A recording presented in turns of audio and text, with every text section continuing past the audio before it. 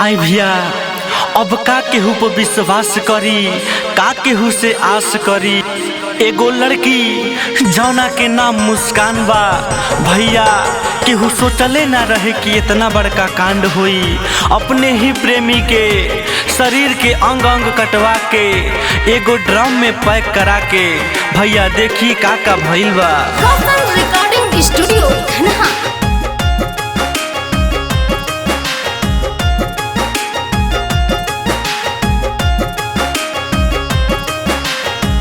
जानवा जी तो पे लुटावल,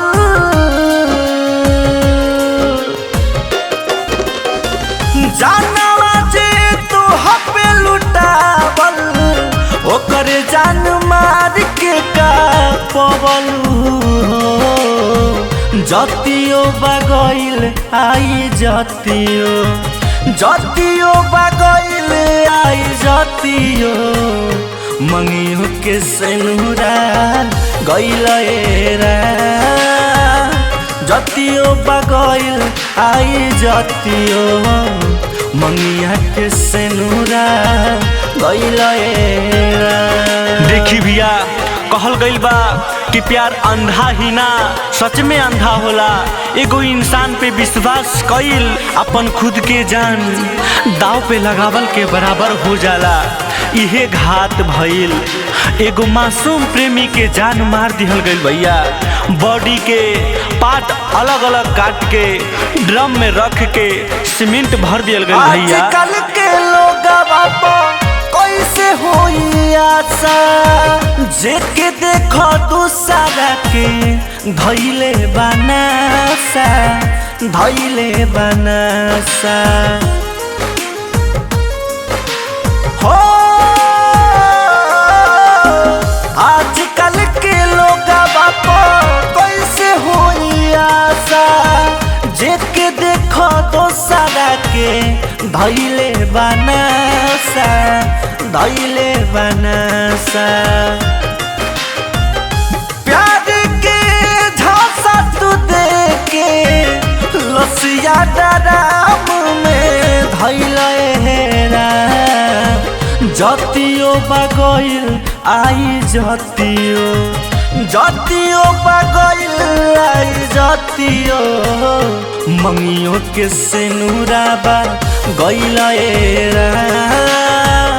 जतियो बगैल आई जतियो, मंगिया के सेनुरा गइल।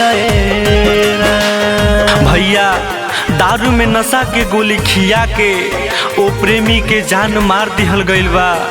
ई लड़की जेकर नाम मुस्कान बा, ई अपना प्रेमी के साथ मिलके पहला प्रेमी से साथ छोड़ावे के कारण एगो बेटी के भी मुंह ना देखलस और ओकर पापा के जान मार दिलस भैया। कहलो कि बड़े बाबे लड़की के आवा, ढेर दिन देखले भइल सूरत देखावा, सूरत देखावा हो। कहलो कि लड़की के बड़े बाबे आवा, ढेर दिन देखला भइल सूरत देखावा, सूरत देखावा। कैसे विश्वास अब होई, अखिए के सोझा सब कइले राम, जतियो बगैल आई जतियो, जतियो बगैल आई जतियो, मंगिया के सेनुरा बा गइल जतियो बगैल आई जतियो, मंगिया के सेनुरा बा गइल।